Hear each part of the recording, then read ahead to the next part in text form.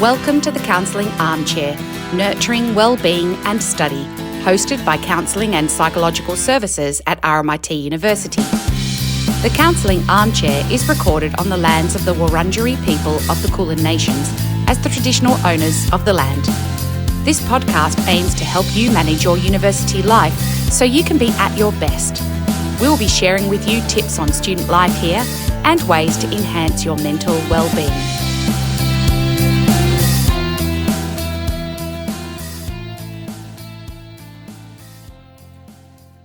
Welcome back to the Counselling Armchair, nurturing your wellbeing in study.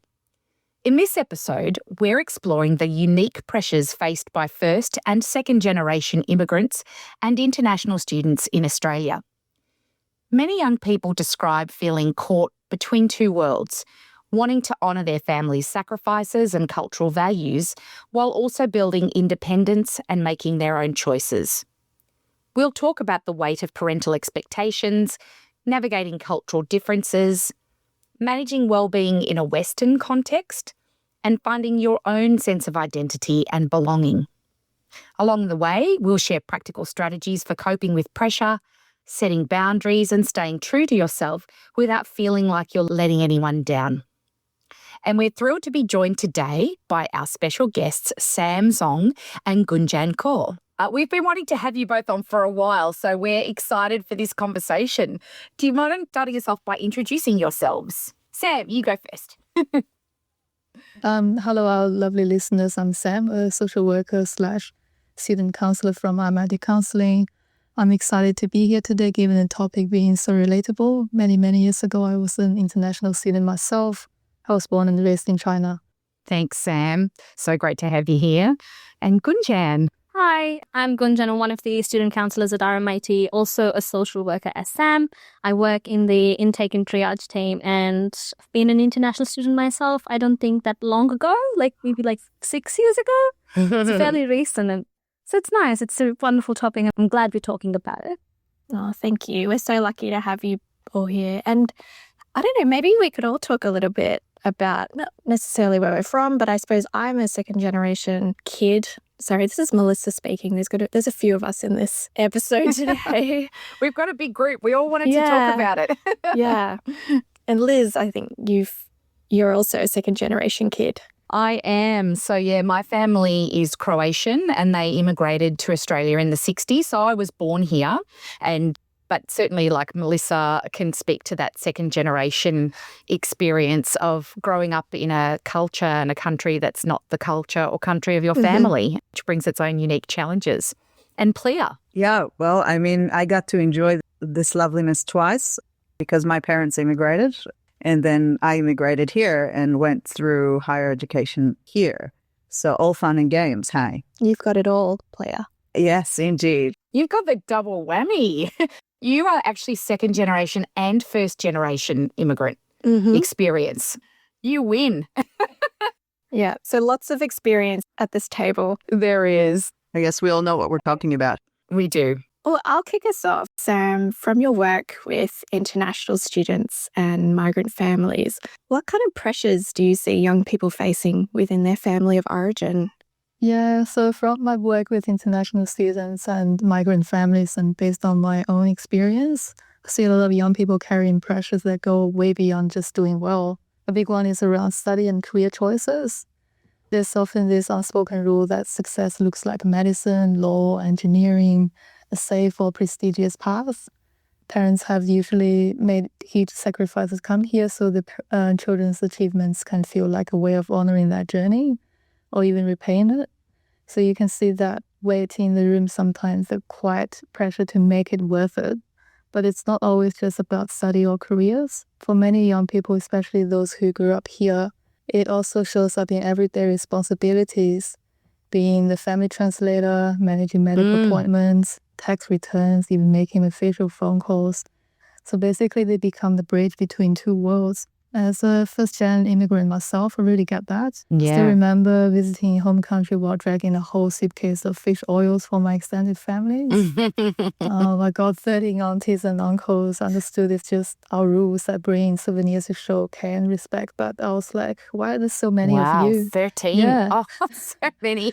So yeah, it's funny, but it captures how that sense of duty can sneak into everything, even the small stuff. It's just there constantly in the background, really, isn't it? It's that thing of just, you hold that as your reality, that you carry that legacy with you, that expectation, both international students and second generation people, I think. Yeah, absolutely. And then there's the pressure around values and behavior, trying to stay true to your cultural roots while figuring out how to fit into Australian life. Those two worlds don't always sync. Like, I grew up being taught to be humble and not flashy, but then in Australia I was taught to take compliments with confidence. It can just feel like somehow I got to master two personalities. That's such a good example. Yeah. That's a great example. And do you find you have to switch back and forth as well? Like, so depending on who you're with, like if you're around your family or, within your home culture, that you have to switch into that way of being in the world, but then in Australia you're in a different way of being. Yeah, absolutely. So yeah, and also gender expectations play a big part too. So in some families there's still strong ideas about what women and men should do, whether that's providing financially, being a housewife, or prioritizing family over personal goals. Sometimes that extends to dating or marriage, the expectation to stay within the culture or even consider arranged marriage. That's a big one. Yeah, Yeah. it is. And yeah, all of these pressures come from a place of love and protection. Parents wanting the kids to have stability, safety, and pride, but they can also create internal tension. So for a lot of young people, that tension can show up as guilt, self-doubt, or this constant push and pull on who they want to be and who they think they're supposed to be. Absolutely. Very well said, very well summarised. And everyone was, not that our audience can see us together at the moment, but we're all nodding and going, yes. Thank you. Absolutely. It's hard to take the compliment, but yeah. Well, there you go. You just demonstrated. Well done, Sam. Excuse. As the old joke goes, it's in a lot of cultures, you have choices. You can have your pick out of 4 career pathways. You can be a lawyer, you can be a doctor, you can be an engineer, or you can be the family black sheep, your choice. Love that. So why do you think parents, both in the case of international students and migrant families, sometimes put so much pressure on their kids? And what is it like to live with that kind of pressure? Yeah, I think you're really right, Plia. They do put a lot of pressure on the kids. And I feel like many parents, especially those who've migrated or are supporting their kids to study overseas, see education as a pathway to a better, more secure life. For them, success in school or university isn't just about grades all the time. It's also about survival, stability, and making the many sacrifices they've made feel worthwhile. Often, these parents have worked extremely hard, or they're spending their life savings to give their child the opportunities they never had. So they naturally put a lot of pressure on their kids to succeed. And for the children, living with that pressure can be really overwhelming. They might feel like they're carrying their parents' dreams on their shoulders and that failure isn't an option. This can lead to stress, guilt, or even isolation, especially when you're feeling hesitant to ask for help because you don't want to disappoint your families or burden them with more stress. Sometimes parents also live vicariously through their children, wanting them to achieve the goals they couldn't. And that pressure makes it even harder for the children. As they find themselves in that tug of war, they're grateful for everything that their parents have done, but also they feel overwhelmed and maybe even trapped by those expectations. And I reckon too that they kind of go, other kids my age get to choose whatever they want, sort of thing, within reason. Like, obviously there's pressures in all kinds of families, but like, why am I so constrained? Why don't I have the same freedoms as everybody else around me? And it reminds me of when I was younger, my mum desperately wanted me to become a doctor because that's what she would have done if she'd had the opportunities, which she never had. And she kept saying to me, you should be a doctor, Liz. And I said, I don't want to, Mum. I don't like blood. And she said, but somebody has to do it, Liz. And I said, that somebody is not me, Mum. It's just not. She said, but that's what I would have done if I'd had the opportunity. That's great, Mum. I'm really sorry that I can't fulfill that dream for you, but I'm not going to be a doctor. Also, I come from a Chinese family and I hear a lot of Chinese students talk about how we're constantly also compared to the other kids in the family. Oh. They're getting these grades, they're going to this school. And so that pressure as well of having to almost compete within the family is quite heavy. Yes, that's a really common phenomenon, I reckon. Like, absolutely, obviously in Chinese families, but like European families do that as well.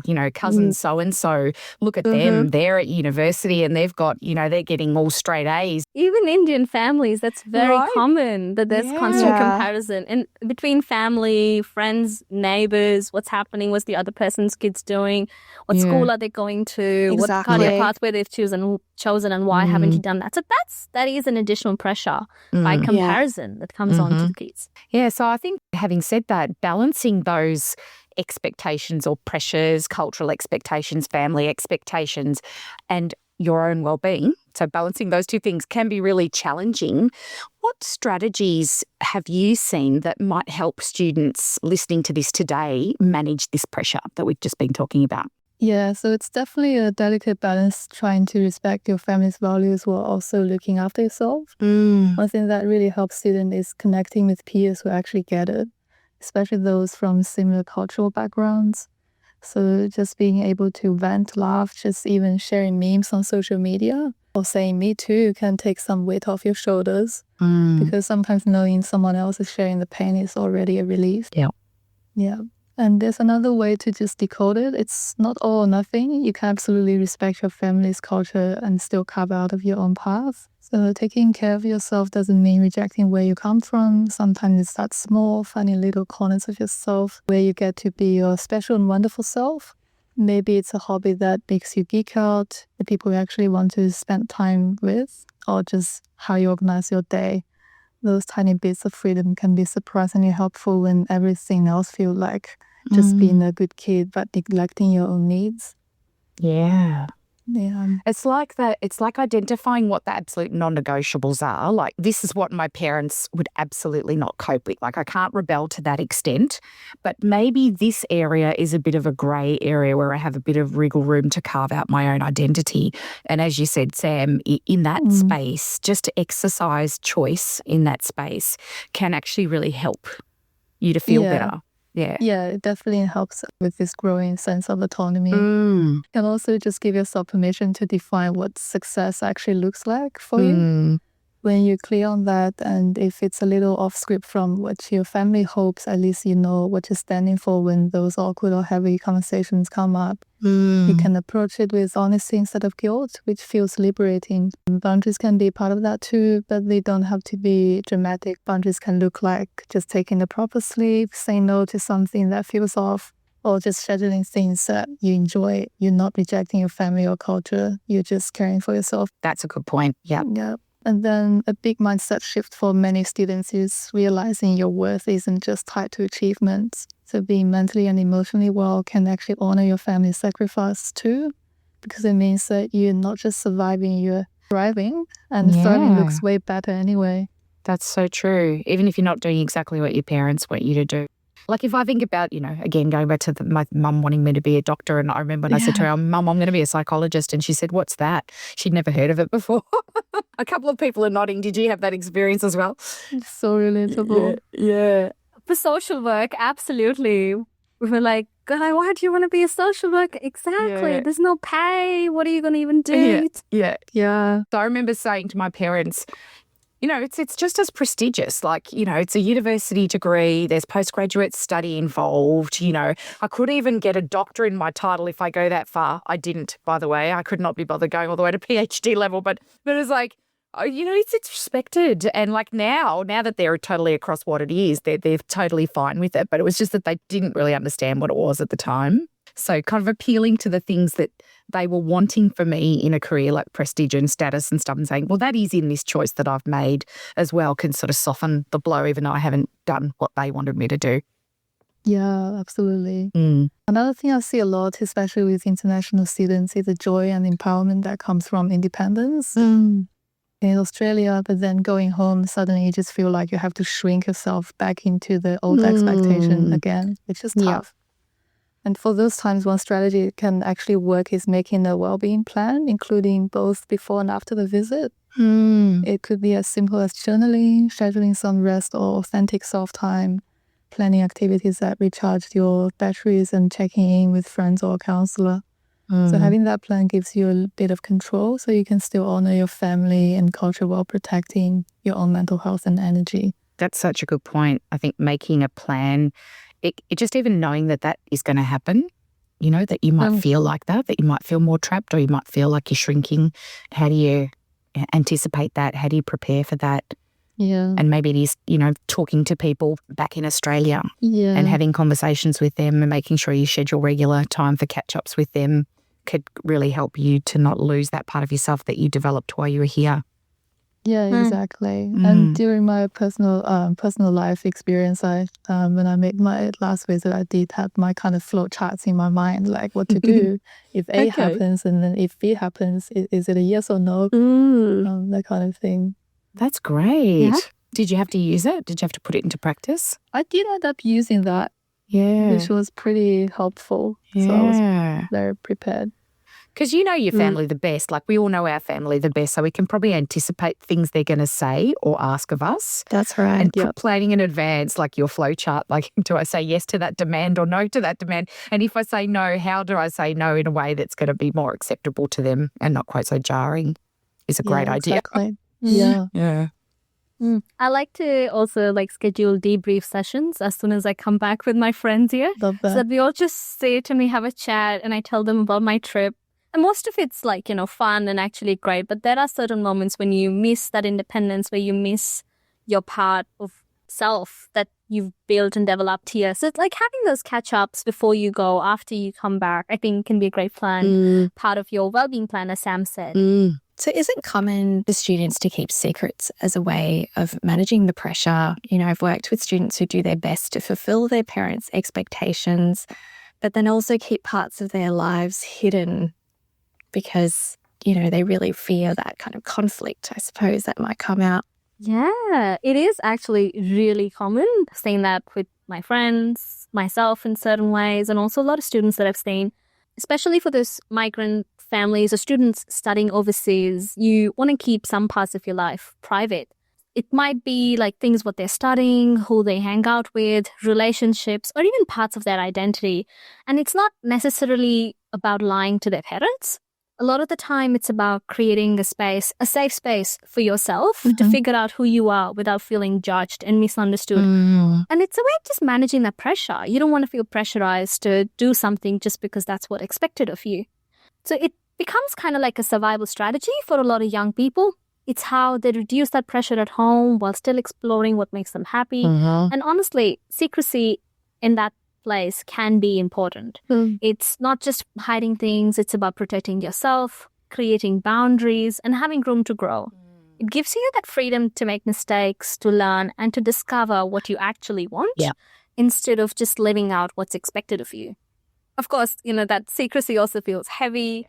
It can be lonely, especially while you're living two different lives. That's why I think it's helpful that you have people around you can talk to, someone you connect with, be it friends or mentors or even a counselor who understands your cultural background and where you're coming from. It's all about finding a balance. Everyone's trying to find the middle ground between being honest and staying safe. Yeah. Sometimes protecting your well-being, at least for now, matters more than being completely open. And if you do want to share more with your parents one day, it doesn't have to be all at once. You can start small, test the waters, and build trust over time. Absolutely. Yeah, I think, this is a bit of a silly example, but one of the things that my parents could never get their heads around is my hobby is doing musical theatre, singing. And I do it in community theatre, so I don't get paid. And they were like, what is this thing of you giving all this time and not getting paid? That's like communism. Yeah, that's the country we left. Why are you doing that here in Australia? And I just couldn't get them to understand it. And so I would use secrecy a fair bit in that. My strategy was always I'd get into a show, I'd rehearse for a while, and then about a month out from when the show was going to perform, I'd tell them that I was in it, because otherwise I'd get 3 months of nagging, and that way I only got 1 month of nagging, and that was a little bit more manageable. Love that. Yeah. I kind of did the same when I started dating my partner. It was very slow, gradual exposure, testing out how they feel about someone from a different culture. And then gradually, I told them at a very ideal time in my mind when they were going on a holiday, so that I knew they wouldn't call me.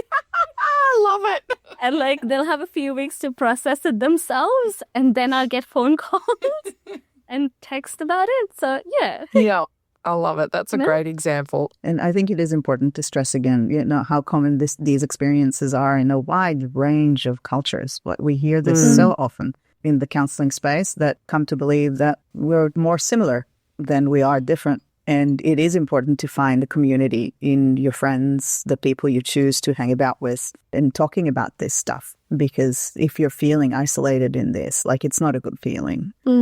Yeah, absolutely. And I think finding the right people to talk about it with, because not everyone is going to understand it in exactly the same way. And certainly one thing that I noticed growing up was I would say things about how strict my parents were or how high their expectations were.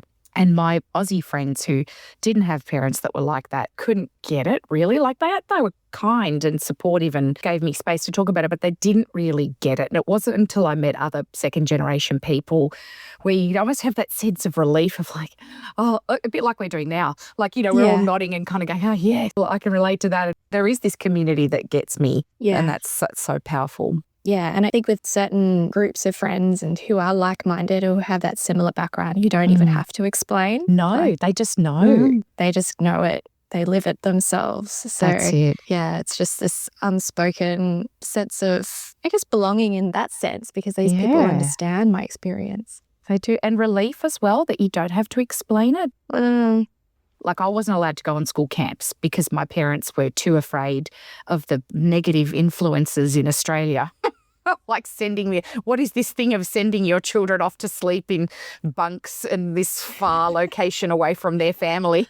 What is this? We don't like it. I remember saying to my friends, I'm not allowed to go on camp. And they were like, what do you mean you're not allowed to go on camp? Like, they just didn't, they couldn't get it. They just couldn't understand. Yeah. It didn't make sense to them at all. And I just didn't have other second-generation friends. Like, all my friends were Australian, and they're wonderful people, and they're still my friends now. But I didn't have anyone that I could exactly share that with, that I would go, oh, I'm not allowed to go on school camp, and they'd go, yeah, me neither. That would have been such a relief to not have to, because I felt really embarrassed. It was like I felt really ashamed in front of my friends. I'm weird. Yeah. And that's hard. So what are some of the key differences between first-generation experience of migration and then the second-generation experience of growing up here in Australia? When people, I think, talk about migration, they often focus on opportunities, the idea of starting fresh, building a new life. But for first-generation migrants, I think it's really that simple. It's usually about survival. Yeah. You leave everything you've ever known, your language, your community, your sense of belonging, and you step into a place, but everything feels unfamiliar. I remember when I first came to Melbourne, it was, I think, day 2. I was on Swanston Street with my brother. He was showing me around. And I just stood there feeling so overwhelmed. And it wasn't the crowd, but it was about, everything that was happening around me and trying to understand. And the first few months, everything was a little scary, took effort. I was so unsure of things, even small things like ordering myself a coffee. Yeah. I was like, oh, how am I supposed to do it? And I've done that all my life. But you're doing everything for the first time. Exactly. So I was like, I've been doing it. I'm an adult. I know these things. It all took effort. So I feel like for first generations, it's about learning how things work. You're trying to find a job, manage your finances, managing household chores, putting food on the table, keeping a roof over your head, often finding rentals and how the market works. And because of that, I think mindset of first-generation migrants is incredibly practical. Yeah. It's all about stability, making sure you're okay. And if you're here with your family and dependents, they're okay. That also brings up that deep sense of responsibility. All the sacrifices that you make have to mean something. Education, work, saving money, they aren't just values, they're survival tools. I feel like there's another layer to it about holding on to your traditions. Yeah. Back home, culture is just part of the air you breathe. It's everywhere. You don't have to think about preserving it. But once you move to a new country, especially where your culture isn't the majority, it can start to feel like it's slipping away. So often traditions, food, festivals, language, rituals, they suddenly take on a new, more important meaning for you. They become this anchor, a way to stay connected to who you are and where you come from. It's how people keep a sense of identity in a place that feel foreign and lonely. Which is so important, isn't it? I can't even imagine what that would be like. And I often think about my parents and go, wow, I just admire you so much for leaving everything that you knew and landing in this place that was so, so different to everything that you'd ever experienced before and having to just survive and what that might feel like. Sometimes I picture that, like, what if I had to suddenly move overseas? You would really miss those things that you just took for granted and that were kind of comfortable and normal and, you know, having to sort of adjust to how things are in the new place. Yeah. And I can also add that alongside the practical challenges, first-gen migrants often face a whole other layer of emotional strain as well. They might question their decision to migrate, even especially when life in the new country is harder than expected. There's often a grieving for the life left behind, friends, family, the sense of belonging that comes with home. And then on top of that, experience of racism, feeling excluded can chip away at confidence and sense of safety, making the new environment feel isolating. And this reality of starting over, being nobody that nobody knows, which can be liberating in some ways, but also incredibly lonely. So all of this can just impact mental health, leaving first-gen migrant navigating a mix of loss, responsibility, and uncertainty while trying to build a new life. And even things like when you have kids, right? And Plia, you can probably speak to this as well. Not having just that built-in family support, like you can't just drop your kids off at your parents' house to look after them kind of thing. Like that puts an additional strain, doesn't it, just on day-to-day life? And even understanding the rules of engagement. Where I come from, things are pretty loose. It's like an open door policy where your neighbor is just like, hello, anyone's home. Everyone's a Kramer. They just open the door and we're just in. And here, it's not like that. Like you want to set up this play date, like you have to open like your yearly calendar and like find a date 6 months in advance to like get your kids together, hoping they're still like into the same stuff. They still like each other and know each other by the time you set it up. It's all a bit strange. And, you know, even understanding what the rules of engagement are to come to a play date. Or if someone says bring in a plate, like it doesn't mean actually bring a plate, which I thought that was actually the case, right? I reckon that's such a classic one, isn't it? Like, because that's a real Australian thing of like when you're having a gathering is people say bring a plate, menu, bring some food with you. But I've heard that a lot of times from migrants. Why am I bringing an empty plate? Don't they have enough crockery? I know. The first picnic I was supposed to go to, I gave my aunt a call and I was like, oh, they said bring a plate. What does that mean? And my aunt was like, Gunjan, cook something instead. Where I come from, even like bringing food to someone else's house, that's insulting. Yeah. You know what I mean? Like that's not. You don't do that. Yeah, it's like a comment on their capacity to host. You can't cook well enough, so I brought my own food along. I don't like your food. I brought my up. Like it's just not. It's not something that you do. And you walk into these things unwittingly quite often when you're not from a place. You miss out on all of the cultural references. People talking about Prime Minister from 15 years ago who did something funny, and you're kind of standing there going, yeah. So there's a lot that goes into this. Understanding the culture and engaging in it, they can be quite tricky. Even turns of phrase. You might actually speak English, but you're not used to the way that, say, if we're talking about the Australian context, the way they say things. And I remember a funny story a student told me once was when they arrived in Australia and they were going through customs and the customs guy said, how are you going? Which in Australia is, how are you? But she just literally took the words, how are you going? She said, I'm going by taxi. We're so used to that here, but if you literally take those words, it kind of doesn't make sense. How are you going? Understandable why she thought he was referring to what form of transport are you taking? It's even little things like that, right? It's quite confusing. Yeah, I had my hard lesson as well when the salesperson asked me how's my day, and I was honest about it. I said, not so great. And I just literally see that person's smile froze. And then the awkward silence. We just walked off. Oh, it's so good. A lot of confusion. Falling to pieces right in front of his face. Yeah, you didn't realise that it goes, how's your day? Good, thanks. How are you? And that's it. And then you move on. You don't actually say how you are.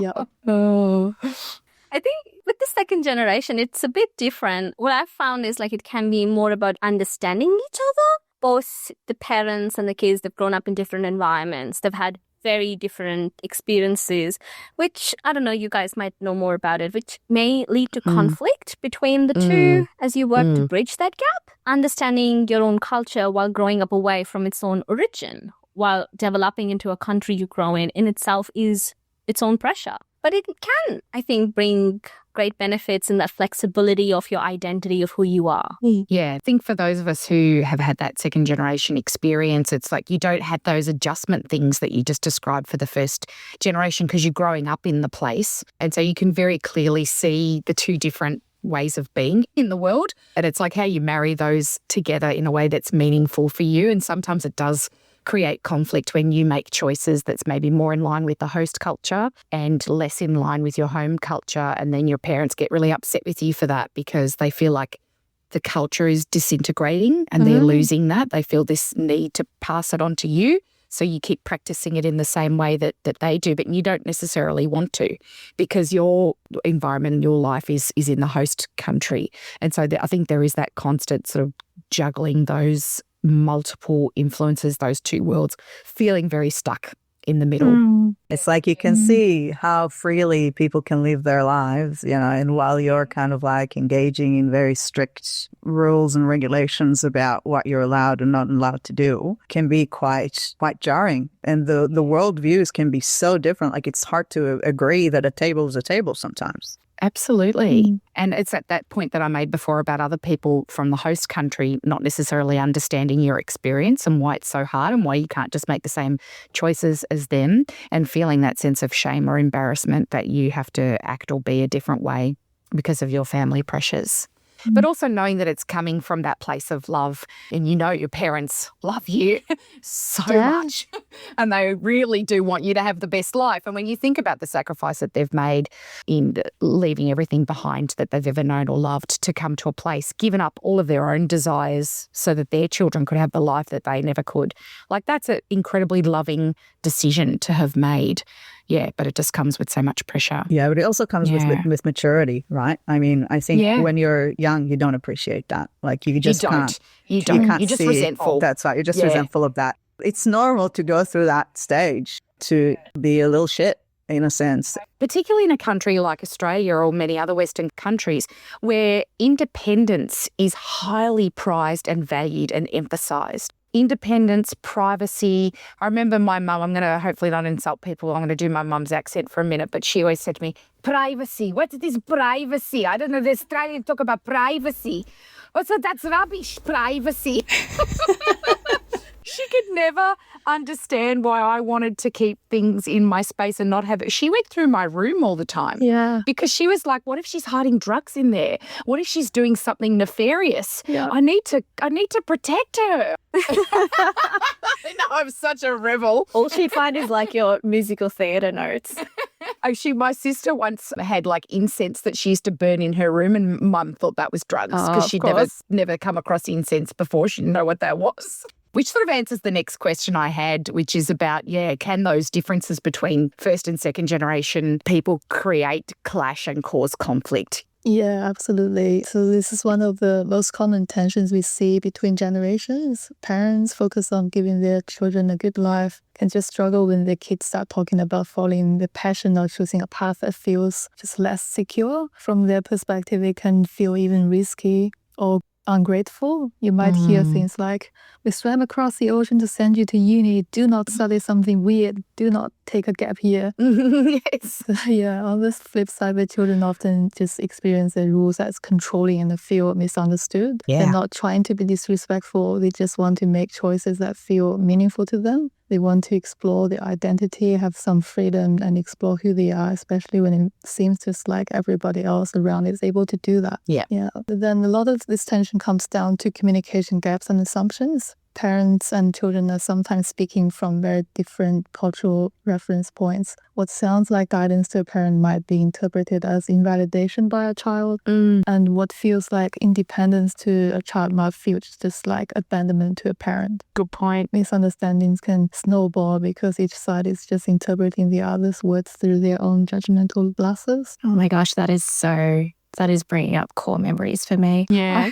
I remember when I moved to Melbourne from Sydney. And so when I was gone, my mum used to call me and say, have you eaten? And if you're Chinese, you know that means how are you? Yes. But I did not know that. I thought that meant, what have you eaten today? Have you eaten dinner? And it felt like she was checking on me in this like monitoring way, and I'd get so annoyed. So as soon as she called me, I would be annoyed. And then finally she clarified. She's like, it just means how are you going? And I'm like, well, just say, how are you going?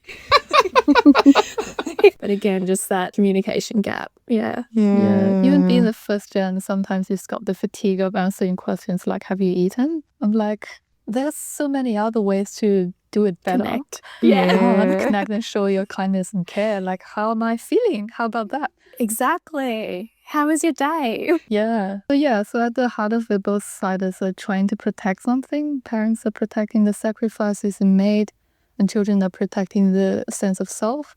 But it can just easily feel like rejection on both sides. Parents feel dismissed and kids feel misunderstood. That's often where the emotional battle begins, a subtle tension that can quietly shape family dynamics for years. Yeah, true. I think we all need, whoever read The Hitchhiker's Guide to the Galaxy with the fish that goes in your ear, and we need a kind of a love language translator sometime. So true. Someone needs to invent that, a love language translator. Yeah. AI is coming, but it would make things a lot easier if we could just, translate intention rather than what is actually being said. Yes, absolutely. I'll write a letter to Microsoft. Good.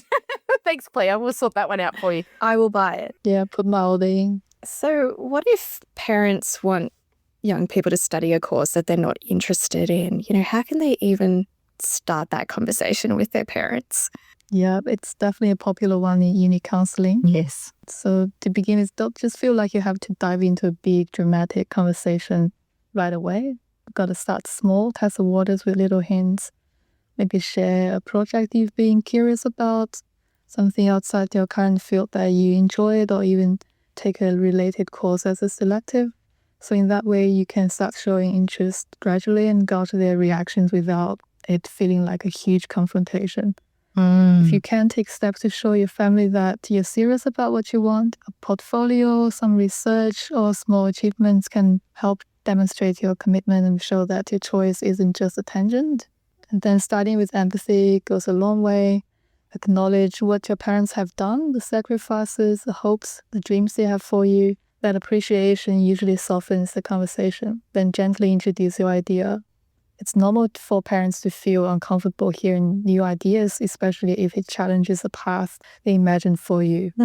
So acknowledging their discomfort doesn't really mean giving up. It just helps the conversation stay compassionate rather than confrontational.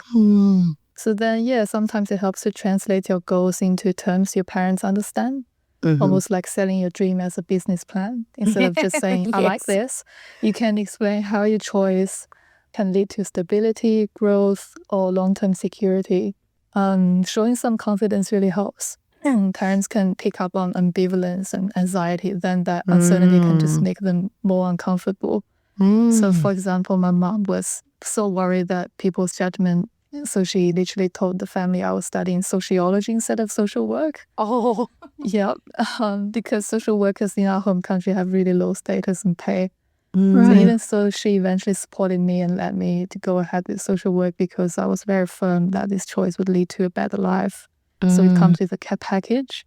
The reminder, confidence, clarity, and framing your goals in a way that acknowledges their concerns can make a huge difference. These days you can ask AI to make the business plan for you. Yeah, exactly. Come up with a pitch for you. That's right. And that, I did that too, in terms of choosing psychology. I had to emphasize that it was a respected career, that it was one that involved higher education and, I would be esteemed by others. I would be able to earn a good income. I'd be doing good in the world. The things that they wanted. There are jobs for psychologists, Mum. It's okay. Allies can help too. Just to strengthen your point, like a sibling, cousin, or family friend who understands your perspective might be able to help translate that to your parents in the way they'll hear. So timing matters as well. Bring it up during calmer, less stressful moments, not right after an argument. That can make a huge difference. Yeah. So again, small steps, baby steps, empathy and patience can make these conversations feel more manageable and less overwhelming. keeping it calm, I think, that's such a good point, because sometimes people sit on things that they want to tell their parents that they've not been able to tell them, and it's often when they're having an argument that they blurt it out, and that is like the worst time to do it, because everyone's angry and upset, and no one's going to be listening, and the likelihood of them reacting well is like zero at that point in time. But it's like, if you haven't given yourself that preparation and that gentle way to go into the conversation, it's much more likely to have a worse outcome than if you've done that preparation. Or like what you said, Gunjan, when you told your parents just before they went on holiday, they were going off to do something happy, but also they wouldn't be able to pester you with phone calls for a couple of weeks while it was sinking in for them. So that by the time they came back, so that was a very thoughtful thing on timing that you did, that you went, this is the right time to do this. Yeah. Or like, I don't know, find someone really successful in that profession and find articles about them and say, hey, look at this person that does this job. Have you ever heard of this job? And it might be that kind of gets them across the line a little bit as well, of seeing it as a safe and stable choice for you, even if it's not the choice that they've made. Yeah. Yeah. Still, I doubt my parents will let me be Uri anyway. Yeah. And how can students stay true to themselves without, feeling they're rejecting their parents' culture? I think it's about finding a middle ground. Many students worry that following their own path means rejecting your parents' culture. But wanting to be yourself automatically does not mean that. Your culture is a part of who you are, but it's not the full story. You can pick and choose, adapt and grow while stay connected to your roots. If you think about as like, a playlist, one playlist could be your parents' culture. The other is your own interests, passions, and identity. You don't have to delete one to play the other. Oh, that's such a good metaphor. Sometimes shuffling between one track that plays louder than the other, and I think that's perfectly okay. But it's really important to communicate with your parents, sharing their choices respectfully and showing appreciation for what matters to your family. And that can transform the potential conflict into understanding. Even small actions like, speaking your parents' language, celebrating festivals, maintaining certain practices, signal respect. Even if your lifestyle or career path looks a bit different. Always try to make time on special occasions or festivals. That's something we've always done as a family, even though my parents and everyone are not here, but we try and do it. It's a way for me to stay connected to my culture and also, in a way, show respect to it. Finding the middle ground often comes down to shared values. If your parents can see that your choices reflect integrity, responsibility, or contribution, the values they care about, they may understand that you're not rejecting them. You're just expressing the values in your own way. And I feel like identity isn't a fixed box. It's a garden. Some aspects of your heritage will flourish alongside your personal passions. Some may need more space, and that's natural. Living authentically can actually honor your culture. Showing confidence, resilience, and integrity is often the truest reflection of your values and that your culture celebrates. And empathy goes both ways. When parents and children recognize each other's perspectives, that they're valid, and when they clash, real dialogue becomes possible. That's a great answer. I love that. I love that playlist metaphor. I'm going to use that. I'm going to steal that. No, absolutely. Like any difficult conversation you need to have with someone, I think when you come to it with empathy and care for each other and some validation of each other's perspective, you're much more likely to have a fruitful conversation rather than a conflict-ridden one. Yeah, I agree. And the temperature in the room sort of just changes. Yeah, it just lowers a little bit so it's not quite so hot. Yeah, especially when anxiety can just really hype up your defensive mechanism. When you're trying to talk, what comes out in your body language sounds like, I want to fight. So that just makes a huge difference. Yeah, that's so true. And probably when you're even preparing like that for that conversation, you're already preparing for a fight. So you're like primed to go for it. And so it's hard to sort of settle back a little bit and go, wait, what am I actually trying to achieve here? And what my parents want is really to connect with me, and I want to connect with them, even if we don't always want the same things. Yeah. And we've already alluded to this today about immigrant students, international students, feeling like they're in between as well, not fully belonging to their own cultural community, but not completely fitting in here either. How do you see students navigating that space, and what helps them to find a sense of belonging? I'd say that feeling of being in between is really common. Students often describe it as not fully belonging anywhere. too Western or not too traditional within their cultural community and too different in the broader society here. It can feel like you're just constantly getting subtle messages that you're not quite enough for either world, like being the extra ingredient that doesn't quite fit in the recipe, like matcha powder sprinkled on a meat pie. Yeah. I like that metaphor too. Thanks. For the first-gen students, meeting a new culture can be pretty unnerving and uncomfortable. It does take some effort learning the local rules, norms, supports, and even practicing English speaking. And it can feel exhausting at times, but avoiding it altogether by dumping it to a too hard basket often just leads to self-isolating, which is just, making that in-between feeling heavier. So taking small steps to engage with the new culture, even when it's uncomfortable, helps build confidence and open up the opportunity to connect eventually. And many students adapt by shifting between identities depending on where they are, at home, at uni, or with friends.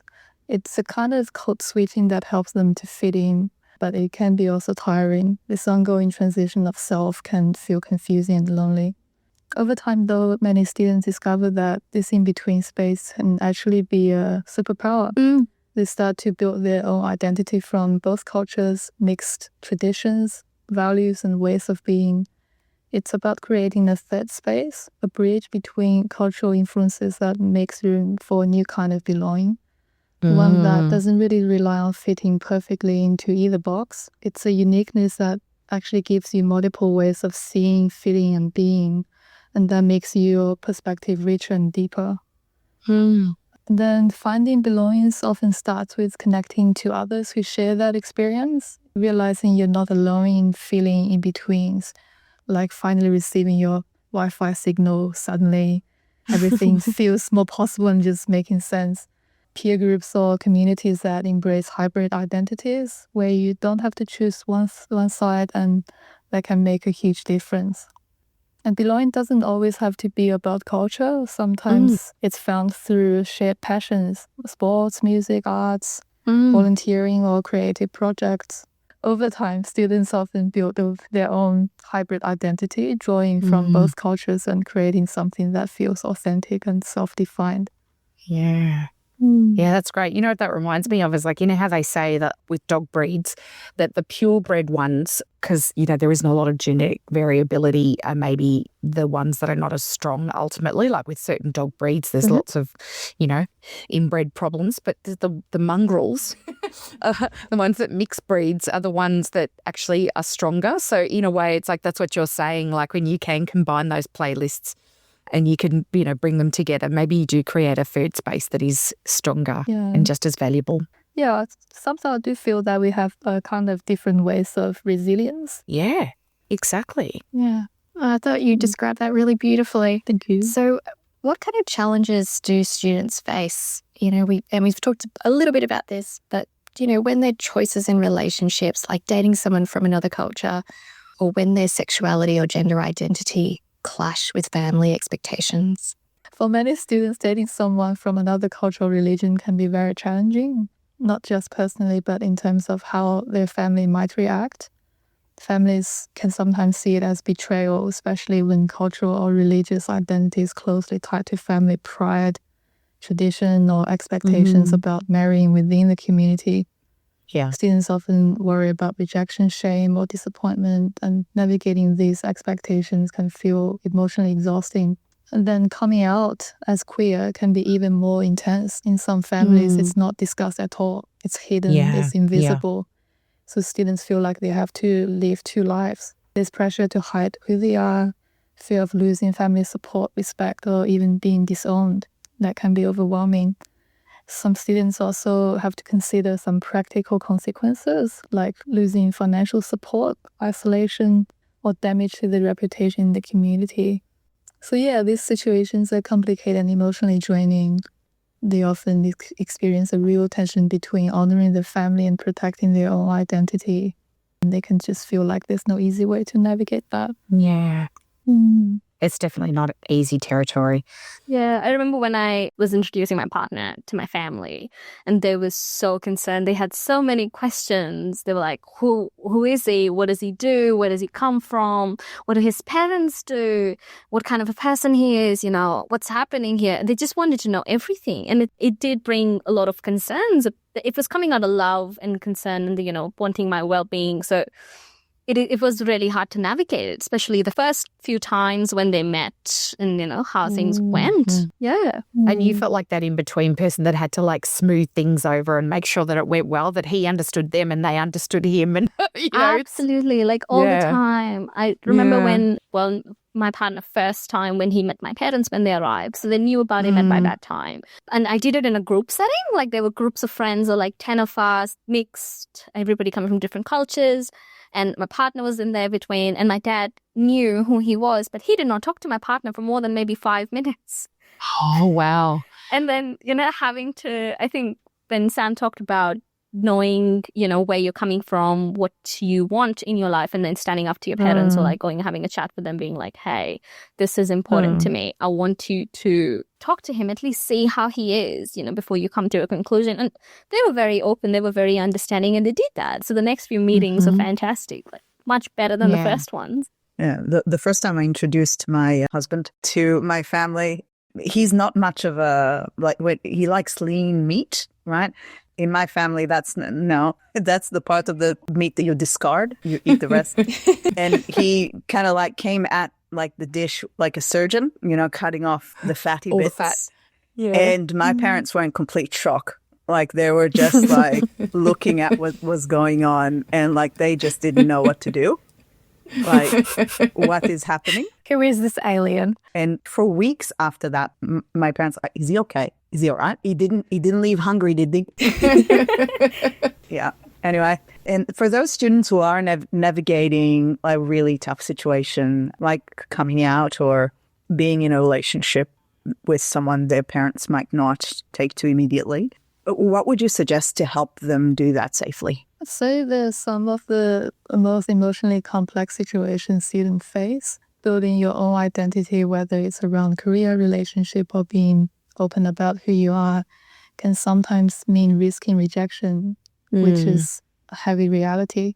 It's a deeply personal choice. For some, the fear of losing family ties is too heavy, so they decide to hold back. But for others, the cost of hiding feels greater, so they take steps towards authenticity, even knowing it might be painful.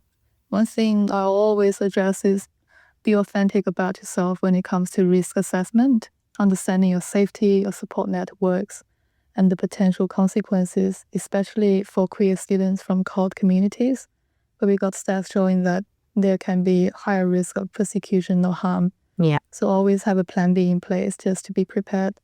And similar to telling your parents about studying something they didn't initially agree with, it can help to take baby steps. Just sprinkle some breadcrumbs along the way so you get a sense of the challenges without diving in immediately. It's also helpful to remember that from a change perspective, students are often far ahead of their parents in the mode of change, just considering how much time and efforts and planning a student puts in preparing for a difficult conversation. Their parents may not even be in the pre-contemplation phase yet. They haven't started processing the idea at all and will just likely experience strong emotions as they navigate their own grief about changes in the family system. So keeping this in mind can help students approach these conversations with patience and some realistic expectations. In many families, even if the first reaction is anger or silence, love can pull people back over time. Parents might just need space to process, and while it's not guaranteed, bonds can sometimes be stronger than the conflict. But we have to be honest that some families struggle for years and never fully accept certain choices. That's why having support around you is so important, especially if there are any safety concerns. Yeah, and sometimes just thinking about getting support, and obviously if they're getting support in Australia, they'll be experiencing a Western approach to counselling, and that might not fit so well for students from collectivist cultures. Maybe advice like work on your independence or, your identity or setting boundaries, which is a common thing we talk about in therapy, might really feel out of step with the values, the students' values or family values. So what are some culturally sensitive ways of supporting students in that therapy space? Western counseling often focuses on the individual, say dependence, personal goals, self-actualization. But for students from collectivist cultures, that framework can just feel like a bad fit for the reality. Family and community aren't just something easily disposable. So the goal isn't always just being independent. Sometimes it's about harmony, it's maintaining connection. That's why it's so important to listen without assuming Western models would apply better. Yeah. Validating the role of family, tradition, and community is key. Making space to talk about cultural identity alongside mental health can be really powerful. When students explore how culture shapes their emotions, relationships, and decisions, it just helps them feel seen on a deeper level. Yeah. Advice like just set boundaries or be independent can just feel terrifying. It's not that students don't want to care for themselves. No. They're just trying to do it without breaking the bonds that deeply matter. So instead of pushing for separation, it's worthwhile just to ask, how can you find some breathing space within those relationships? It's not about choosing between me and family, but finding what's workable. How can I live in a way that aligns with my values while still honoring theirs? It's just less prison break and more bending without breaking. You can absolutely just adapt advice so it fits your world. Maybe it's just gently negotiating space rather than drawing hard lines. Maybe it's building coping tools that feel familiar, like family rituals, spiritual practices, making prayers, community support. In Western models, we sometimes also just forget that group work and peer connection can be just as healing as individual work. And that advice is maybe for other practitioners in a way, more of like thinking about being culturally sensitive in working with clients. But if you're a client working with a therapist that maybe says things like, let's work on your boundaries or your independence, it's okay to just gently explain that that's maybe not your goal. Like just go in there being really clear about what your goal is. And I would say most therapists will be, willing to work with you on your goals and step back from that Western-centric approach around independence and all of that sort of thing. Yeah, because that's all valid. Working towards whatever goals are meaningful for you is the whole idea of therapy, not fitting into a system that isn't right for you. Yeah, absolutely. Definitely just be sensitive around the idea that setting boundaries can be a new language for somebody. Yeah, I think that's a really good point, because I think if you come from a collectivist culture, you sort of learn to, try and respect other people's opinions, whether, and it could be a counsellor and you don't want to sort of speak back or push back on anything. So it is okay to do that in that space if you feel like the direction is not right for you. Yeah, that's a really good point, Melissa. Exactly. Sometimes I've found like that independence is like building independence for students coming from collectivistic culture is not just, it's not just being like completely isolated from family or doing something completely by yourself, but like maybe taking small steps that if you're going out with friends, that's okay. Like when you talked about going to that camp. So maybe if you're doing something as an adult, when, that's a step towards being independent. That's a step towards identifying who you are. Could be a small thing as going to a movie. Something you want to watch by yourself or going to a show. Kind of what you want and what is achievable in the space you're working with. But also just want to add that some family situations do come with some extra layers. If there's family violence, poor boundaries, emotional abuse, or extremely high pressure, that's not just tricky. We're talking safety both physically and psychologically. So in these cases, being prepared and reaching out for help early isn't just betrayal. It's survival seasoned with self-love and self-respect. That's such a good point because, family violence is not just culture. That's a universally understood problem. Like we have a right to be safe. Yeah, absolutely. If anything else, let's say there's also this thing called the dual language of emotions. Some feelings just don't translate neatly across cultures. The words might not even exist in the vocabulary. So students often just end up feeling two emotional languages at once. Learning to navigate both without judging one as more correct than the other can just deepen your sense of self. And on the society level, this topic about cultural identity, family expectations, and mental health, it's something even sociologists can't problem solve yet. It's messy and deeply human. So instead of beating yourself up for not having it figured out perfectly, just try to read it with acceptance and self-compassion. Hold the pain gently, handle it with care, not just urgency. That's beautiful. Well, thank you so much, Sam and Gunjan. We've really, really loved this conversation and your insights and everyone's stories. Thank you so much. Thank you. Thank you. So it's not easy and everyone's journey is different. But what matters is finding a balance that feels right for you and remembering you don't have to figure it out alone. Support from friends, mentors, or counselors can make a big difference. If you enjoyed this episode, don't forget to subscribe, share, and leave a review. And if you have any questions or topics you'd like us to explore in future episodes, feel free to reach out. Until next time, take care, and thank you for joining us on the Counselling Armchair. Thanks for joining us today on the Counselling Armchair, Nurturing Wellbeing and Study. We hope you enjoyed today's episode and learned a useful thing or two. Have a great week, and just remember that life can be amazing. See you next time. Isn't life so amazing? Sometimes it can get crazy, but hey, that's okay. We've got another day to make mistakes and say sorry. There's no sense in our worry, 'cause all we can do is try our best to make it through with love.